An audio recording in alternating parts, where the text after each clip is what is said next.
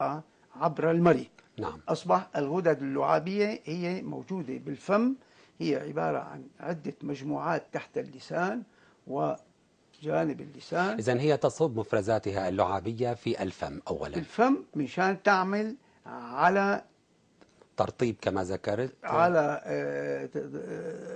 بدء الهضم، يبدأ الهضم فيها والسوائل، وبتلينها وبتعملها بتساهم في مساعدة الفم والأسنان على تغطية هذه المواد الطعامية. نعم.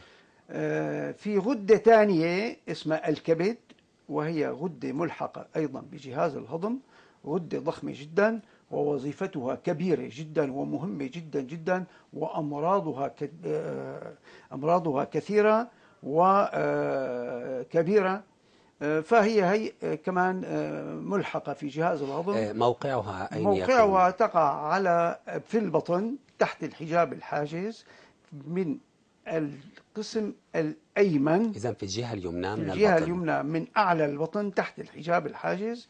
غدة كبيرة يبلغ وزنها حوالي الكيلوغرام، وتقوم بوظائف مهمة جدا جدا جدا في جهاز الهضم وفي جسم الإنسان بشكل عام.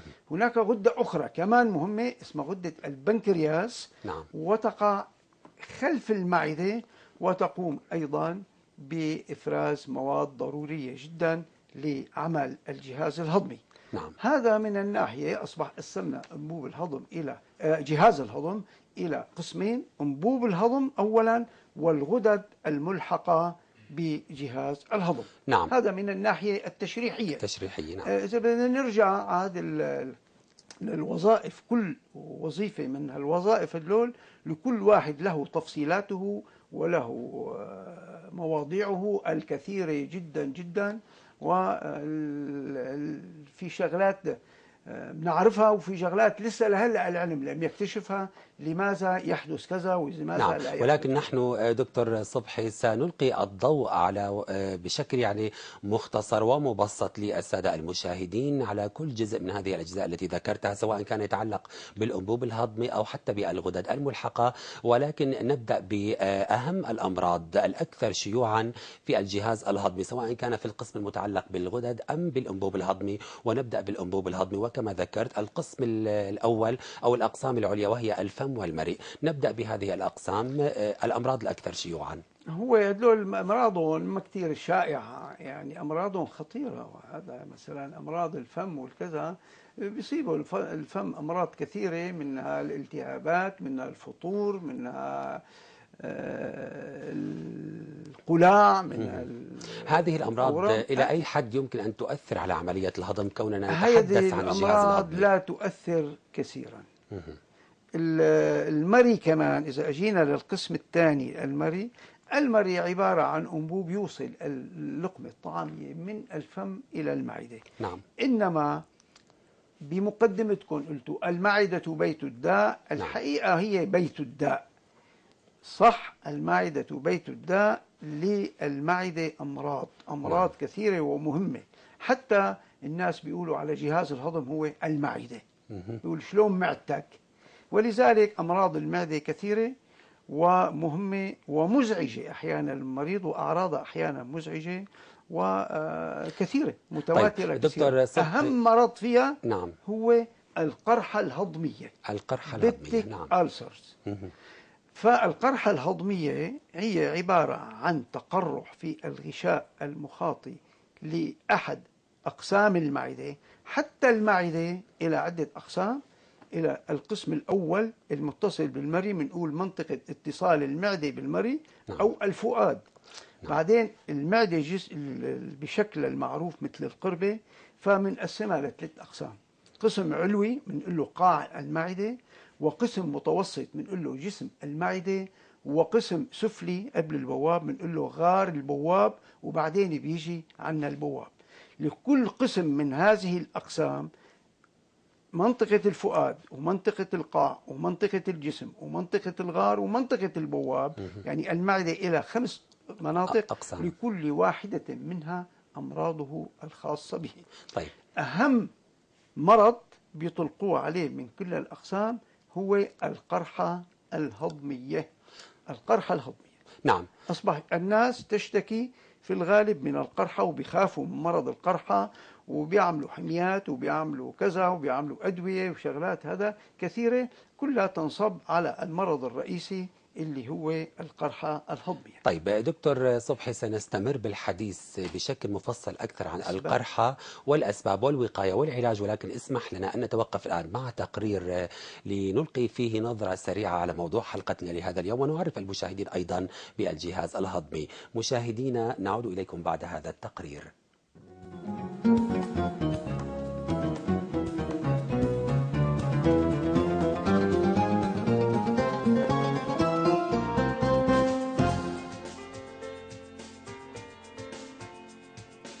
الجهاز الهضمي هو أحد أجهزة جسم الإنسان ذو الوظيفة التفاعلية المعقدة مع الأجهزة الأخرى، فهو عبارة عن مجموعة من العضلات تعمل عن طريق التقلصات اللا إرادية، بحيث تدفع الطعام إلى الأمام، وذلك من الفم إلى المعدة، ومنها إلى الأمعاء الدقيقة، ومن ثم القولون. لكنه من أكثر أجهزة الجسم إصابة بالمشاكل والأمراض المختلفة. فللمعدة أمراض متعددة تبدأ بالالتهاب البسيط وصولاً إلى سرطان المعدة، مروراً بالقرحة وافتاق المعدة. أما القرحة فهي جرح يظهر إما في غشاء المعدة أو في الاثني عشر، يمكن أن يكون عميقاً أو سطحياً. فتاق المعدة فهو نوع من الارتخاء في الصباب الموجود بين البلعوم والمعدة، يؤدي إلى ارتداد الطعام إلى البلعوم بسبب عدم قدرة الصباب على إغلاق المعدة بعد عبور الطعام إليها. كما أن كل إنسان معرض للشعور بالحرقة في فم المعدة، وهي ناتجة عن صعود حمض المعدة إلى المريء. وأهم طرق الوقاية والعلاج من هذه الأمراض اعتماد نظام غذائي صحي واللجوء إلى الطبيب في حال تكرار الحرقة أو ظهور أعراض أكثر خطورة.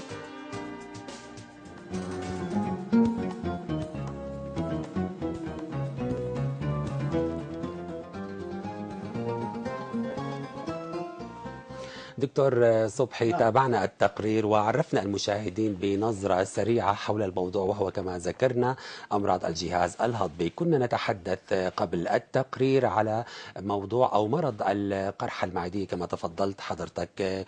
نتابع الحوار في هذا الموضوع ونتعرف في البداية على مسببات القرحة. ما هي أهم الأسباب الأكثر شيوعا أيضا لهذا المرض؟ يا سيدي، أسباب القرحة المعدية أو نحن بنحب نقول القرحة الهضمية، لأنه القرحة اللي بتصير بعد المعدة كمان اسمها هضمية. ربما فاتني عفوا منك دكتور أن نعرف أيضا ما هي القرحة. القرحة هي عبارة ليس مثل ما قال التقرير أنه جرح، عبارة عن تآكل أو زوال في الغشاء المخاطي للمعدة، المبطن للمعدة نعم. في قسم من الأقسام وإلى أماكن مختارة، في أماكن في المعدة مختارة لتوضع القرحات.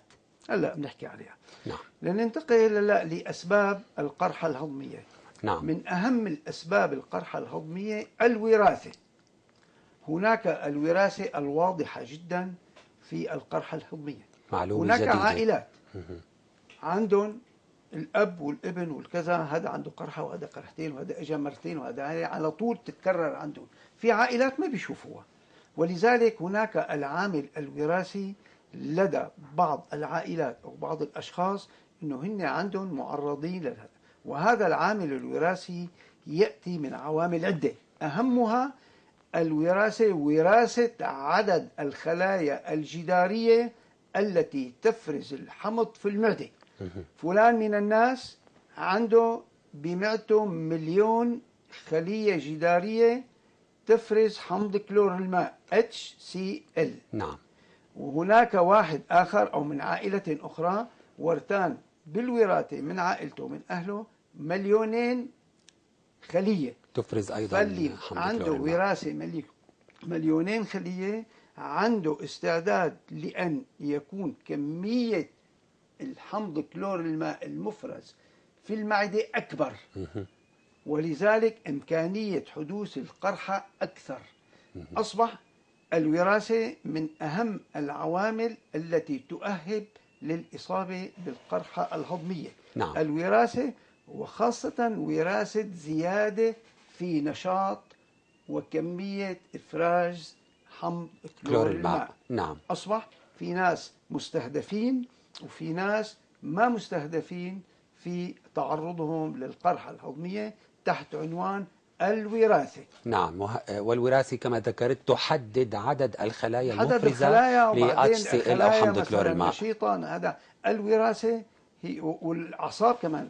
أحيانا إذا واحد عصبي أو ورثان عصبية، العصب نظير الودي يشغل هذه هذه الخلايا. عدد الخلايا. نعم. ولو كانت عددها سوي بيشغلها أكثر، بتفرز حمض. الموضوع الأساسي من هذا الموضوع هو كمية حمض كلور الماء المتواجد في المعدة. نعم. اللي بيشرف على، اللي بيحدد حصول القرحة أو عدمها. طيب دكتور، الحمض كلور الماء يتبع لعدد الخلايا. نعم. لعدد للحالة العصبية، لعدد وراثي، خلايا هي عند هذا الإنسان بتفرز أكثر أو ما تفرز. أصبح العامل الأساسي حمض كلور الماء. هو العامل الأساسي حمض كلور الماء، ولكن عن آلية تأثيره، يعني لو كانت كما ذكرت في النوع الثاني من الأفراد اللي بتكون كميته كبيرة. نعم. نحن نريد أن نتعرف أين يؤثر، ولكن نستكمل المسببات. نعم. السبب الثاني هو الطعام. الطعام. في هناك أطعمة بتأثر وبتزيد إمكانية تشكل القرحة. الطعام منها البهارات والحد والحامض والكذا، مثلا الفلفل والفليفلة والبصل والثوم والمحمرة والكذا، أنواع الطعام. هناك أنواع طعام مؤثرة على الغشاء المخاطي، بتخرشه، بتهيجه، بتخليه يفرز أكثر حمض كلور الماء. رجعنا لحمض كلور الماء. وبتخرج حمض الغشاء المخاطي، بتأهبه لأنه يلتهب ويتقرح. نعم. أصبح أول شيء الوراثة، ثاني شيء الأطعمة، بعض الأغذية المخرشة. نعم. ثلاثة كمان سبب مهم، الأدوية. هناك أدوية تؤثر مثل الأغذية وأكثر. أهم. نعم. جميع المسكنات أو أغلبها، خاصة مضادات الالتهاب الغير ستيرويدية أو اللاستيرويدية، مثل اللي بنعطيها بآلام المفاصل، بالمسكنات، بالكذا، بالهدول. فالأدوية من الأسباب المهمة التي تؤدي إلى تشكل القرحة. نعم. أصبح صار عندنا الوراثة والأغذية والأدوية. بعدين الستريس أو الشدة النفسية. العامل النفسي. الشدة النفسية، بيقول لك فلان والله انهز بدني أو مثلي قريب أو كذا، صارت معدتي يشعر بانقباض في المعدة. نعم. هذا الشدة النفسية أو ستريس بتؤدي إلى إثارة في نشاط الأعصاب، في أعصاب ودية ونظير ودية تشرف على تصريف المعدة، بتنشط إفراز الحمض كلور الماء، وبتؤدي إلى تقلص المعدة، وممكن أن تؤدي إلى التقرح. نعم. هلا العامل الخامس وهو الأحدث، وهو مكتشف جديدا تقريبا، كانوا زمان ما يعتبروه فيه أو ما يعتبروه، هو في جرثومة اسمها اللولبية البوابية، الهيليكوباكتر. نعم. في هي الجرثومة، هذا من آخر الأسباب أو السبب الخامس، بتؤدي هذه الجرثومة إلى تآكل أو إلى التهاب في الغشاء المخاطي، وتؤهب لتشكل القرحة. من اسمها اللولبية البوابية، هل يقصد بأنها تصيب المنطقة القريبة من عضلة البواب؟ موجودة، هي موجودة عند عدد كبير من الناس. نعم. هلا بدي أقول لك كيف تتشكل القرحة. يعني طبعا كيف تتشكل تقصد بتأثير HCl حمض كلور الماء الذي سبب إفرازه هذه المسببات الخمسة. حمض كلور الماء هو السبب الأساسي. يعني نحن بدون حمض كلور الماء ما عندنا قرحة. هون وقت اللي بيصير أكل مخرج بيخرج، وقت اللي بيصير دواء بيخرج، وقت اللي بيصير شدة نفسية بتؤدي إلى تقبض أوعية أو كذا، وقت اللي بيصير عامل وراثي جرثومة، وحتى جرثومي. حتى جرثومة، بيؤدي هذا كله إلى أضعاف الغشاء المخاطي، وبيؤدي بنفس الوقت إلى زيادة شاردة الحامض ال HCl. نعم. واللي بيأثر منه ال H الاتش الموجبة. ال H نعم. الشاردة الحامضة. فوقت اللي بتلاقي هاي الشاردة الحامضة بتلاقي التهاب، بتلاقي كذا، تمرق من الخلية الظهارية اللي بتبطن المعدة. نعم. وبتؤدي إلى تدميرها، وهنا آلية تشكل القرحة. نعم. هي نفوذ الشاردة الحامضة الاتش من لمعة المعدة عبر الجدار المتخرج أو المهيج أو المؤهب، وتؤدي إلى تدمير الخلايا السطحية، ومنه تشكل القرحة الهضمية. نعم. هي عرفنا نعم. الأسباب وعرفنا الآلية. آلية الحدوث. فقرحة هضمية بدون حمض كلور الماء يندر جدا، أو بنحسن نقول ما لا داخله في موضوعنا هلا أبدا. طيب الحمض كلور الماء لازم في كل الحالات. طيب دكتور، اسمح لنا أن نتوقف مع استطلاع لنتعرف على آراء المشاهدين، ونتعرف أيضا على الأسئلة الموجهة إلى حضرتك، باعتبارك اليوم أنه أنت طبيب حلقتنا لهذا اليوم، ونرجع نتابع الوقاية والعلاج كيف ممكن يكون للقرحة المعدية. مشاهدينا، نتوقف مع هذا الاستطلاع ونعود لمتابعة الحوار بعده.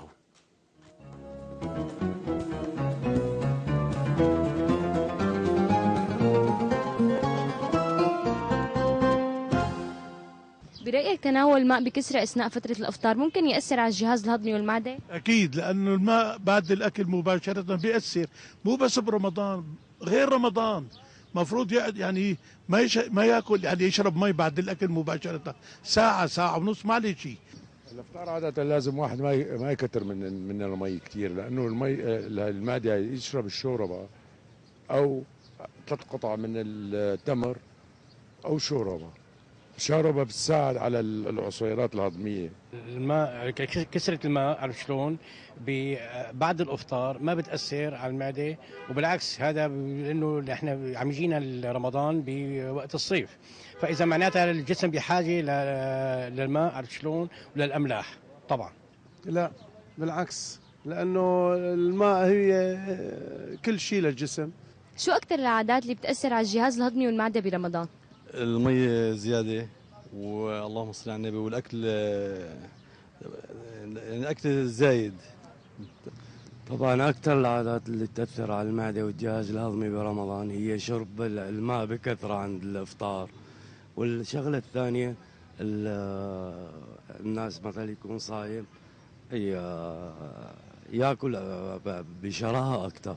تناول الماء بكثرة، إذا الواحد معدته فاضية وشرب مي كثير ممكن تأثر على المعدة. شو بتحب توجه سؤال لطبيب رمضان فيما يتعلق بالجهاز الهضمي والمعدة؟ والله بحب أسأله، أنا في حال أوقات أنا بشرب مي قبل الأكل، قبل ما أكل بشعر إنه تضايقت، وبشعر كأنه شيء عص على قلبي، وعلما أنا الماء لازم يشرب الواحد قبل الإفطار وشوية سوائل يعني كذا. اول كلمه بدي اساله لسؤال الدكتور، انه بما معنى انه كثره المشروبات اللي هي مثلا مثل الرقصوص والبردقان والمشروبات الكثيره، هي بتاثر على موضوع المعده؟ هل في تربك للمعده ولا لا؟ شو النظام اللي بنتبعه برمضان مشان تدل المعده السليمه ومحافظه على صحتها؟ يعني بسبب الحموضه يعني وقت الواحد بعد الاكل، شو السبب انه بصير معه حموضه الشخص؟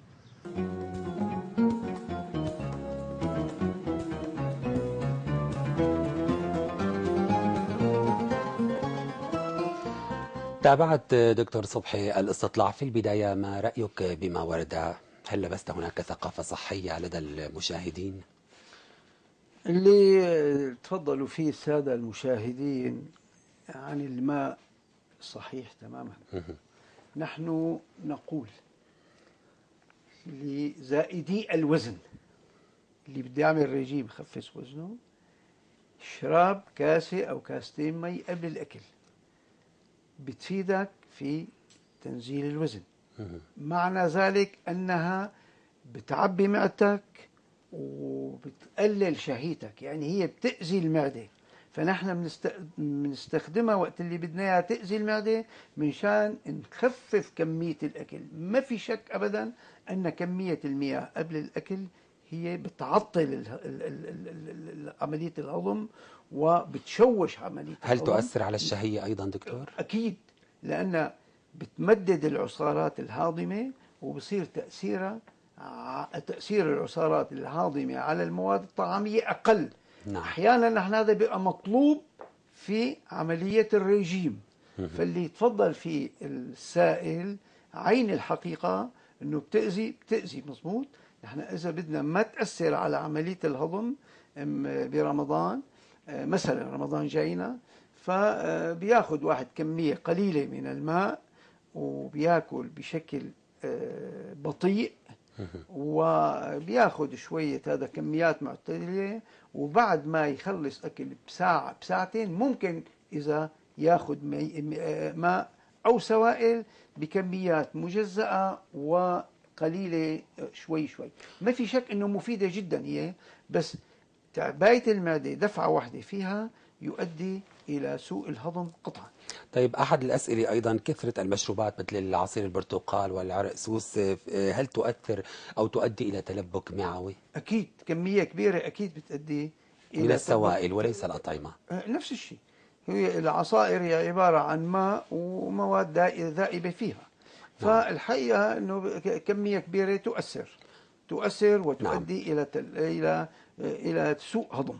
وبعض المشاهدين سأل عن سبب الشعور بالحموضة أو الحرقة المعدية. هي العبارة الشعور بالحمضة أو الحرقة أو التشاي هي عبارة عن إمكانية رجوع محتوى المعدة الذي يحتوي حمض كلور الماء إلى أسفل المريء، لأنه طالما موجودة الحمض كلور الماء ضمن المعدة ما بيحس الإنسان فيها. وقت اللي بيتسرب شيء من حمض كلور الماء موجود ضمن المعدة إلى أسفل المريء بيشعر بالحموضة. هل كثرة الطعام لحتى نتوقع الحموضة هي لازم ناكل كميات قليلة، لازم ما نتسطح أو ننام بعد الأكل مباشرة منشان ما ترجع لكمية محتوى المعدة إنه يصل لأسفل المريء، وناكل كميات قليلة.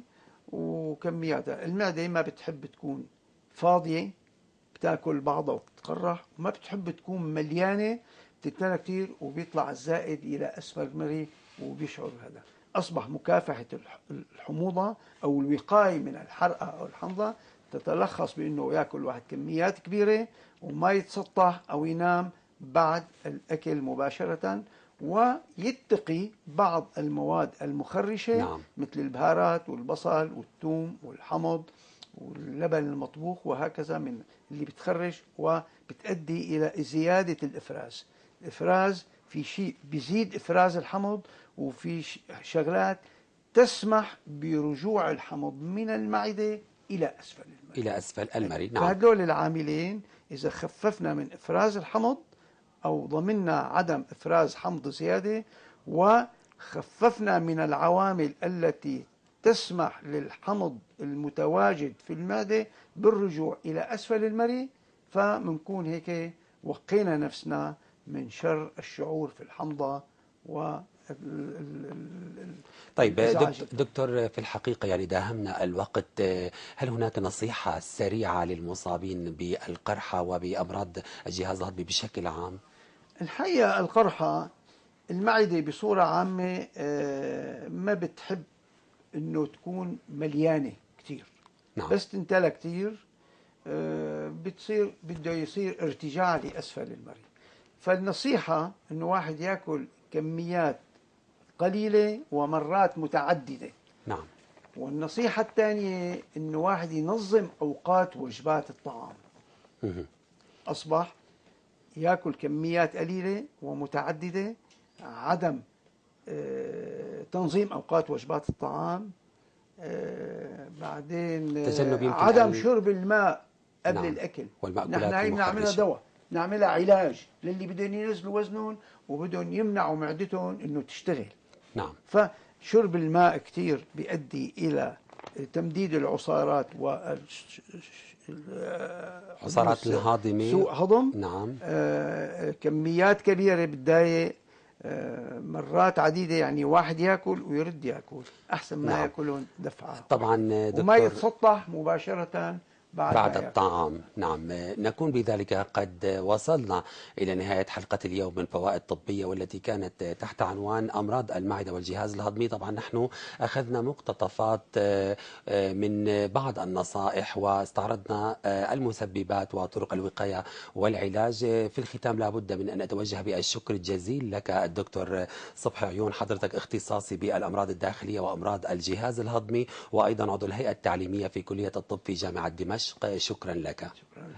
وأيضا كل الشكر لكم مشاهدين على متابعتكم لحلقتنا لهذا اليوم من فوائد طبية، وإلى أن نلتقي معكم مع حلقة جديدة من فوائد طبية. لكم منا كل الأمنيات بالصحة والسلامة. دمتم بخير وإلى اللقاء.